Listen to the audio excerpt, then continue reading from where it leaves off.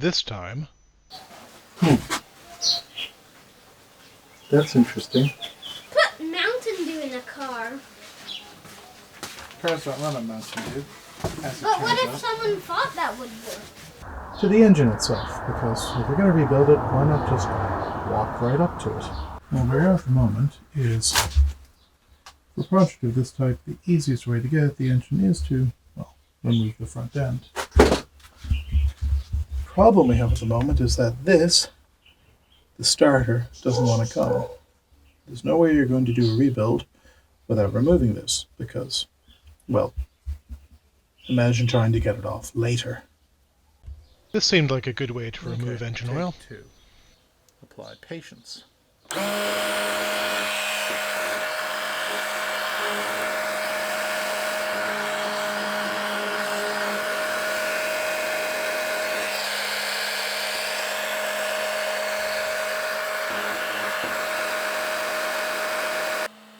Turns out, no. Pretty easy oil change.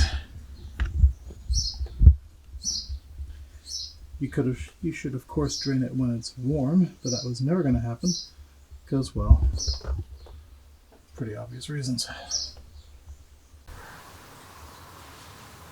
So, adventures in removing an engine. And there we are, one DME, linked to the engine no less. Sometimes simple solutions are good ones.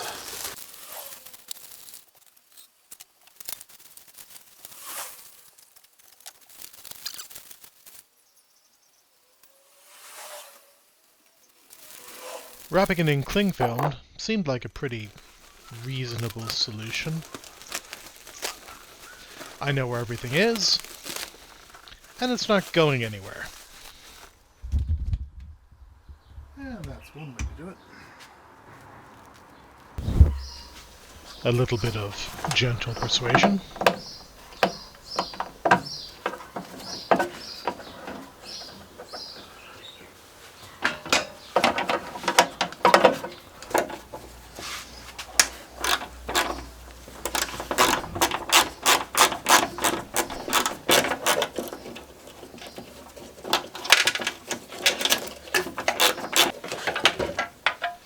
And this goes right back where I found it.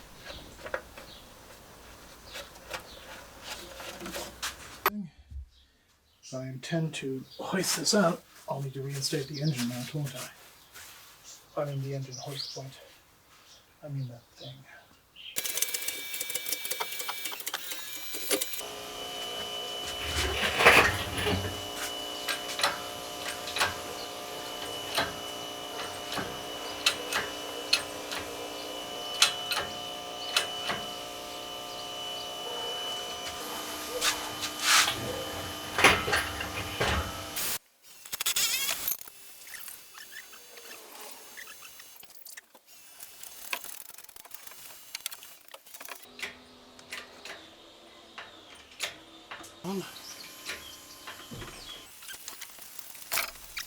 I feel I should point out at this point that I don't actually know anything.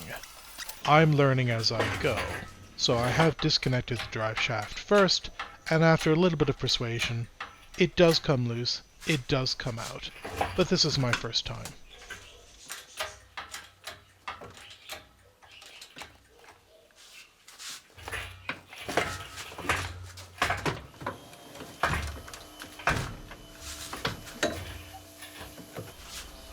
This is actually a great engine to learn on. It's only 8 valves, it's very small, it's relatively lightweight, and unlike most BMW engines, it's easy to get out. Liberated. And yes, I took the gear stick with me. What it comes down to is it's easier to work on a car this way.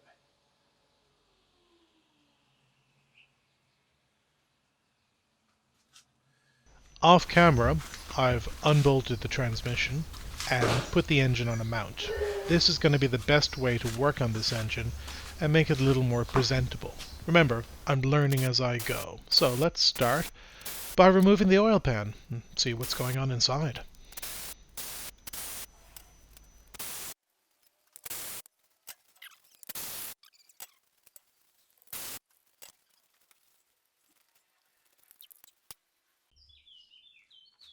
Short bolts all around, long bolts at the back, and do not use this automatic torque wrench to tighten the bolts. It is 70 Newton meters, and the bolts can only handle 15.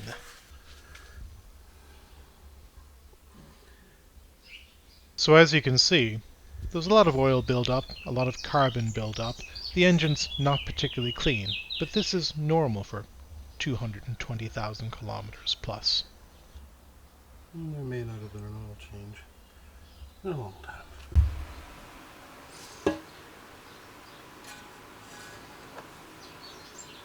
That's in rough shape.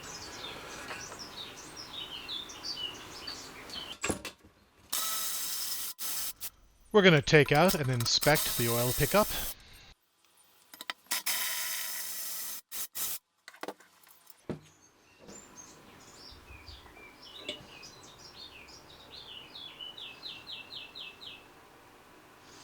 All things considered, that is remarkably clean. It's the sludge. No metal bits. Nothing in the oil pickup.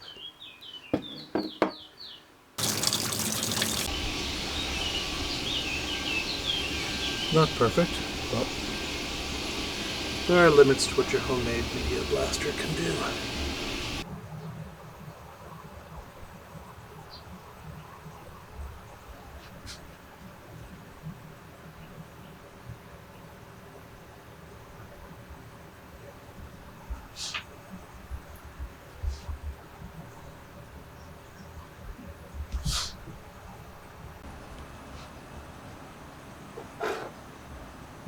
You have it.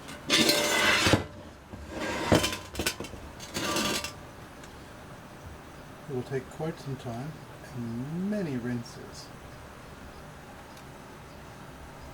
to get all of the glass media out, and it all has to come out.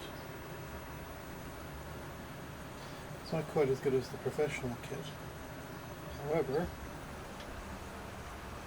for what it is, with its 3D printed nozzle, it does a very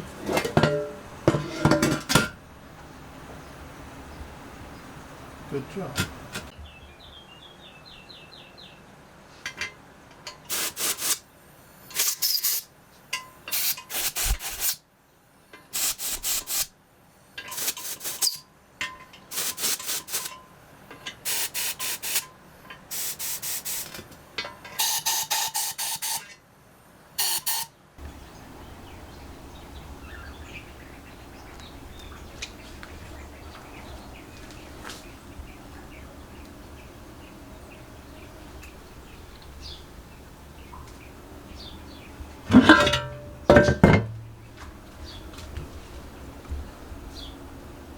So, not quite as good as a professional 10,000 euro vapor blaster, but as you can see, not a bad result.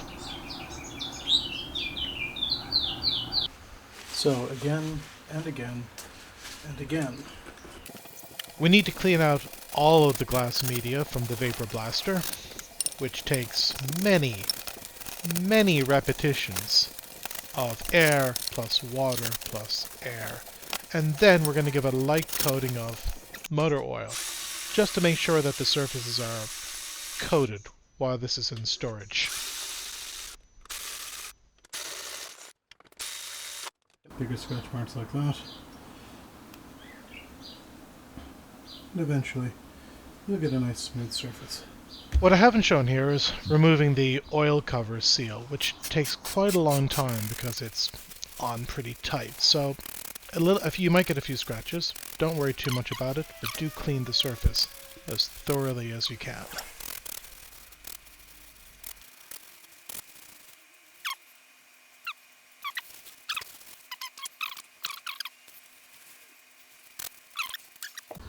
I'm still very much in the make it pretty phase of this video, so we're going to clean, use some high temperature primer, and then some high temperature black paint.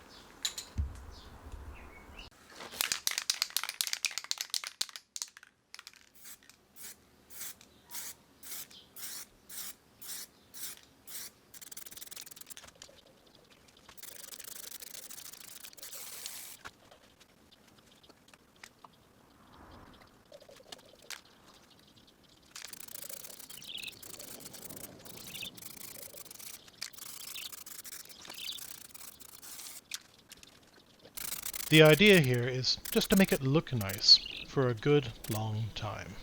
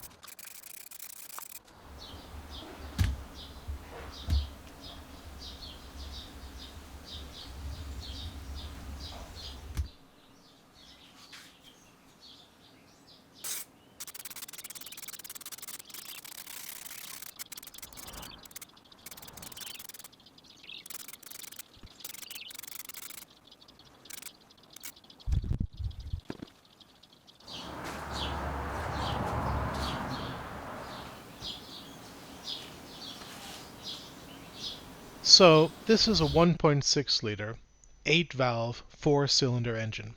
It's never going to be powerful. But can you make it pretty? Can you polish aluminium? Let's find out.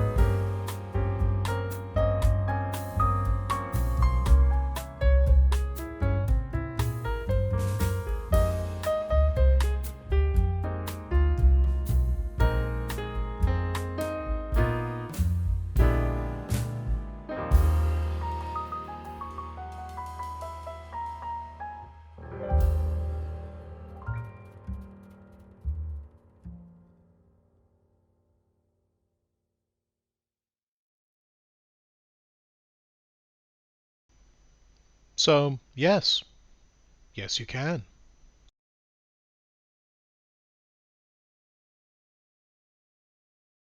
This is a nice finishing piece, but I've done this before I've done any actual work on the engine. But it's distracting. It's very shiny. So next time, we're going to tear down the engine, look at how the head of an engine is built and what an 8-valve engine looks like. We're going to inspect for wear, start a rebuild, and get this project moving forward, hopefully to have the engine finished rather soon.